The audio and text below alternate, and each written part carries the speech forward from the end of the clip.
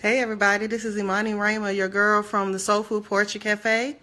We are preparing to go live and have an interview with the man, the poet, the legend, the entrepreneur, the father, the godfather of spoken word in Nashville. His name is D Revolution. We're going to be right with you in just a moment.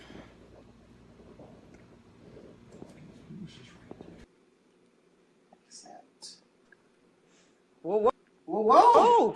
Go. All What's right. up? What's up? Let's get this party started.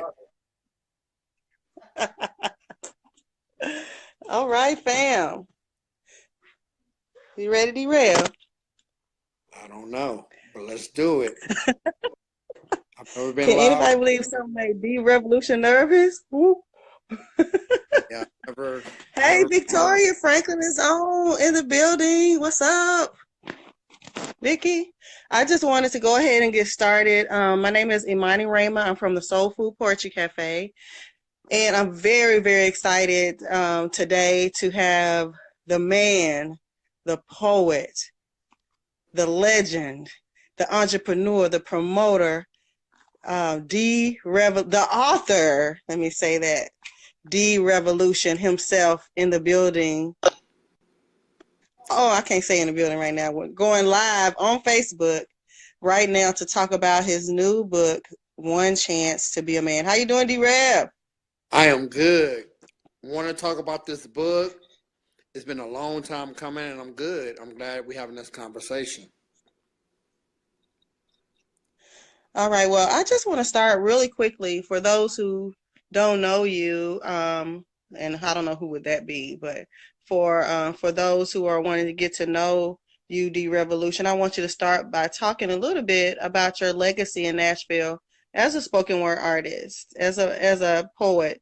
You were actually one of the first poets that I met on the scene. Can you tell me a little bit about the history of poetry in Nashville, where you're concerned? Well, I started many years ago at Kaji's Cafe, and serve pizza and things like that. I stumbled upon the spoken word by accident. I had just moved here from Chicago, and I was trying to do some other things in film and writing and things like that. And I went to promote my film, trying to get some film people and, involved in to shoot a film. And I ran across another spoken word spot called The Spot, and when I went to the spot, that's when I seen people on stage doing poetry, and I got bit by the poetry bug, and I started performing, and then I started promoting my own events, and things just sort of went from there. And then, over time, I just kept performing, and then I recorded a CD, and I just kept it moving. And now I'm writing books. Wow. One thing led to Wow. Well, I just have to say, when I first met you, D-Rev, I was captivated by the tone of your poetry, the realness, the depth, and I could not wait to get my hands on your book. So I'm very excited about One Chance to Be a Man. It is a book for Americans. It's not just a black book. It is a book for Americans, honestly, because the main thing that I wanted to say about your book, D-Rev, is that it gives a view into the heart, the mind, and the soul of a black man. And for women, just for us needing to understand black men, it really you painted a very vivid and clear picture of the heart of a black man. I feel like you put your soul on those pages, bro. yeah, when I wrote it, I figured I only had one time I will only get one chance to tell my story, so I didn't hold Mhm. back. And I had actually been trying to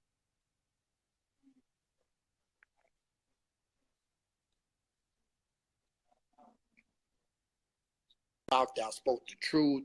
Everything in the book absolutely is true, and it absolutely happened in my life. And a lot of people will get a chance to understand my poetry when you read the book, and you be like, oh, that's why he used to say that, or oh, that's why he wrote that. Or they would also understand my personality. When you get a chance to read the book, you will be understand why I am the way that I am. My lips. Exactly. Exactly. Now, D-Rev, I've got to tell you. We've been friends for a long time, and over the years, you've told me a lot about yourself. Like you said, your poetry kind of tells the story of your life. But when I found out that you went to private school and wore uniforms and you wanted to be in gymnastics, I was like, wow, this is the real D-Rev, baby face, getting picked on. Just to see that vulnerable part of you as an innocent child probably was my favorite part of the book. Just seeing before D-Revolution who you were as a child. Yeah, I went to Catholic school growing up, and I got picked on a lot. I got bullied a lot growing up, which which in terms, is why I'm so rough McGruff today. You know what I'm saying? I don't give anybody an opportunity to even think they can pick on me because I dealt with a lot of that growing up. I went to Catholic school all Mm-hmm. my life until high school. And actually, I was supposed to go to a Catholic high school, and I rebelled because I Mm-hmm. wanted to be around girls. It was an all boys school. I wanted to be around girls, and I rebelled. All of that's in the book, but now that I'm older, I wish I would have went to Catholic high school. My life would probably have been a lot different Right. than it is Yeah, now. I went to the only black private school in Nashville, St. Vincent de Paul. So I went to a private school as well, Catholic school, wearing the uniforms, growing up. And let me ask you this: when we think about your childhood, what would you say is your favorite part or your best part of your childhood? And then let us know what the worst part of your childhood was. The I would say the one thing that sticks out, the best part of my childhood is Christmas time when my mother would put up a Christmas tree, would put lights on the tree, and we would spray the windows with fake snow and do all the Christmas decorations. That was my favorite part. You know, Okay. every year on Christmas because my mother used to go all out for Christmas. And then the worst part of my life is, when we moved to a new neighborhood and we had a guy staying with us, one of my brother friends. His name was Keith. And, Keith was on drugs. And one day he came in the house, he broke into my mom's room and stole all her money. And I didn't know, Wow. I was in the front room of the house. And when she came in, she asked me what happened. And I just told her, Keith was here. And she blamed me for what Keith did. And she put me out. I had, my niece was with me. My niece was in the house. And my niece was maybe like 1, 2 years old and still in diapers. And my mother made me, it was Chicago wintertime. And my mother made me Wow. get out. She wouldn't let me dress my niece. I had to wrap my niece in a blanket. And I had to walk over to a friend's house. And that was probably was the worst moment, being blamed for that and my mother putting me out, and me having to wrap my sister in a blanket and walk through all this snow to go to a friend's house to, to have a place to Just stay. another. Right. I didn't, So go ahead. I'm sorry. no, no, I thought you said something. I was just wondering what you said. I was gonna say, so I remember that scene from the book. You really broke down your childhood, painted a clear picture of how you grew up. It seems like I got a chance to get to know your mother on some levels and your siblings, as well as a lot of the friends that you grew up with. You are affiliated with gangs and had a lot of gang type situations. Um, in that, I grew up in Nashville. In Nashville, we had some kind of rough parts of town when I was growing up in the 80s and the Mm. early 90s, but nothing like what you describe in your book. Yeah, I mean, game banging, there's a song that I used to listen to, growing up, Compton's Most Wanted, The Hood Took Me Under, because it really was not who I was, but, the environment I was staying in, that was the way to survive. I was joined the gang. I was with the Gangster Disciples, and we used to fight all the time, and, but, it just really wasn't who I was, but that's how I Hmm. survived. I mean, at the time that I was doing it, I didn't know it was survival, but looking back at it, that's what it is. I survived and been shot at, and I'm just I mean, all that stuff is in the book. Been involved in a lot of things.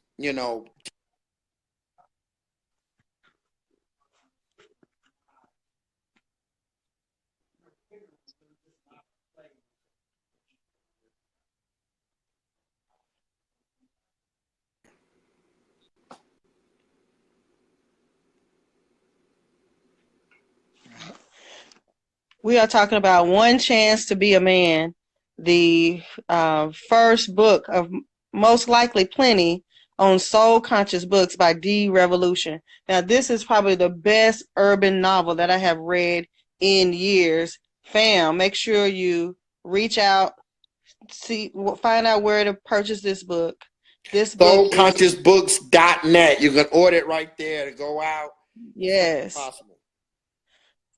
SoulConsciousBooks.net. Soul Conscious is named after your daughter.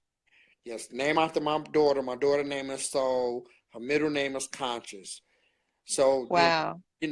Again, because when I was younger, I felt like it's important for us to start a legacy for our children early.